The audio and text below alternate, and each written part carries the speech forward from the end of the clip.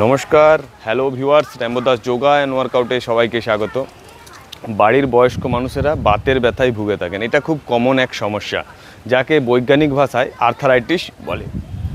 বিশ্বের প্রায় প্রতিটি দেশে বাড়িতে বয়স্ক মানুষেরা বসলে উঠতে পারে না বা উঠে গেলে বসতে পারে না। এই যে সমস্যা, এই সমস্যাকে আর্থারাইটিস বা গেঁটে বাত বলে। দেশের প্রায় 10 কোটি মানুষ এই রোগে বা আর্থারাইটিসে আক্রান্ত। বিশেষ করে এক সমীক্ষায় দেখা গেছে যে 60 বছরের ঊর্ধ্বে প্রায় 18% মানে 18 ভাগ, 100 ভাগের 18 ভাগ মহিলাদের এই রোগ দেখা দেয় এবং 100 ভাগের 9.6 ভাগ ছেলেদের ক্ষেত্রে এই আর্থারাইটিস বা গেঁটে বাতের রোগ দেখতে পাই আমরা।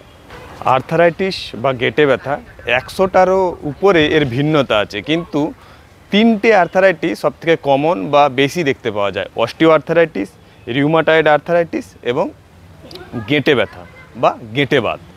রিউমাটয়েড আর্থারাইটিস এবং অস্টিও আর্থারাইটিস যে কোনো বয়সের মানুষদের ক্ষেত্রেই এই আর্থারাইটিস হতে পারে। এই আর্থারাইটিস দূর করার জন্য আপনি আপনার জীবনযাপনের বিশেষ করে লাইফস্টাইল আপনাকে চেঞ্জ করতে হবে। আপনার খাওয়া দাওয়া, বাইরের খাবার, তেল মশলা জাতীয় খাবার আপনাকে ত্যাগ করতে হবে।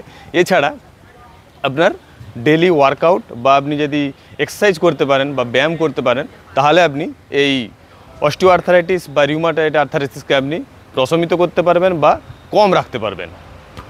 অস্টিও আর্থারাইটিসের সময় আপনার বিশেষ করে হাড়ের যে তরুণাস্থি আছে, তরুণাস্থি তৈরি হওয়া বন্ধ হয়ে যায়। এর ফলে হাড়ের যে জয়েন্টগুলি আছে শক্ত হয়ে যায় এবং ব্যথার সৃষ্টি হয়। একে অস্টিও আর্থারাইটিস বলে।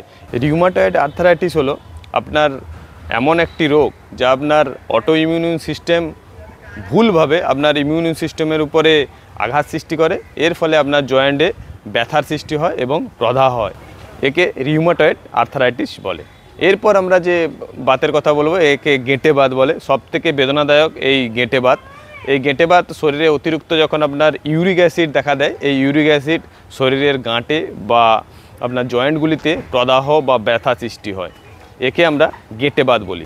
আজকে আমি আর্থারাইটিস বা বাতের ব্যথাকে কম করার জন্য কিছু এক্সারসাইজ বা ওয়ার্কআউট করে দেখাবেন। বাড়িতে অভ্যাস করতে পারেন, তাহলে আপনি আপনার বাতের ব্যথাকে কম করতে পারবেন বা আপনার চিরতরে বাতের ব্যথা থেকে আপনি মুক্তি পেতে পারেন। তাহলে কথা না বাড়িয়ে আমরা ওয়ার্কআউট শুরু করি। আমরা আর্থারাইটিস বা গেঁটে বাতের জন্য প্রথম যে ওয়ার্কআউট করব তাকে শলভাসন বলে। শলভাসন করার জন্য আপনার ম্যাটের আপনি নিচের দিকে ফেস করে এরকম শুয়ে পড়লেন। এরপর আপনাকে আপনার হাত দুটো ঠিক এইরকম নিয়ে আসতে হবে এবং পাকে আপনার লিফট করতে হবে এইরকম।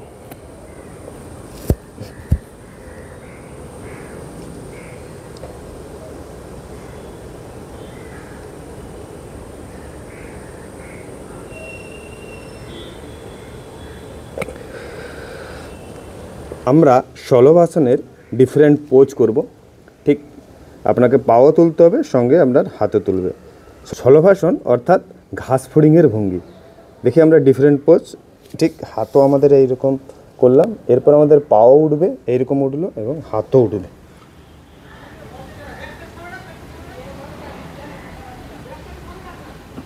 আমরা হোল্ড করে রাখবো।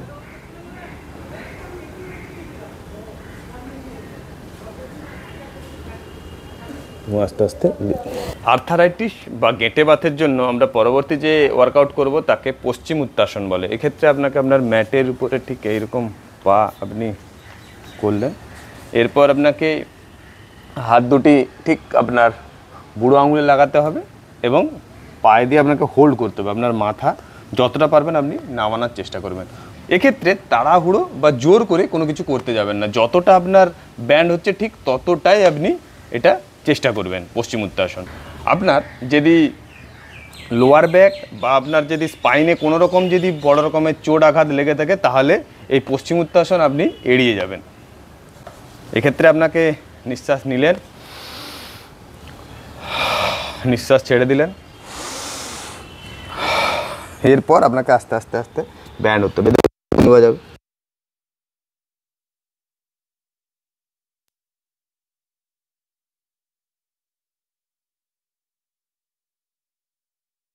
আস্তে আস্তে আপনি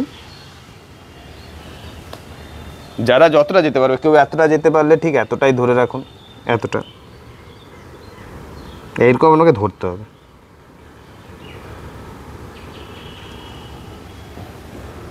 আমরা গাঁটের ব্যথা বা আর্থারাইটিসের জন্য পরবর্তী যে আমরা ওয়ার্কআউট করব তাকে ত্রিকোণাসন বলে। এক্ষেত্রে আপনাকে দুটো ঠিক পাকে এইরকম ছড়িয়ে দিতে হবে, এরপর আপনাকে ঠিক হাত ব্যান্ড হয়ে আপনাকে নিচে লাগাতে হবে, জাস্ট এইরকম একদম সমান্তরালে থাকবে। কিছুক্ষণ হোল্ড করে রাখবেন বা এরকম আপনি ধরে নিতে পারেন এইরকম, দেন আবার আমরা চেঞ্জ করব।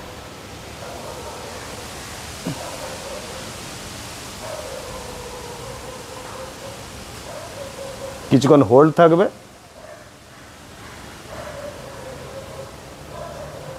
আর্থারাইটিসের জন্য আমরা নেক্সট যে ওয়ার্কআউট করব তাকে তাড়াসন বলে। আপনি যদি তাড়াসন রেগুলার অভ্যাস করতে পারেন, আপনার আর্থারাইটিস বা বাতের ব্যথা কম করতে আপনাকে সাহায্য করবে। তাড়াসন করার জন্য কেমন করে করতে হবে, জাস্ট আপনি এইরকম করে আপনার ম্যাটের উপরে দাঁড়ালেন, হাত দুটো ঠিক ইন্টারলক করে দিয়ে এই আপনি যখনই ওঠাবেন তখন আপনি পা উপর দিকে তুলবেন,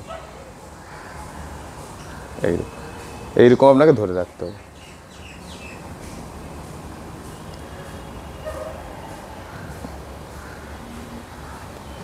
আবার আপনি ডাউন হলেন,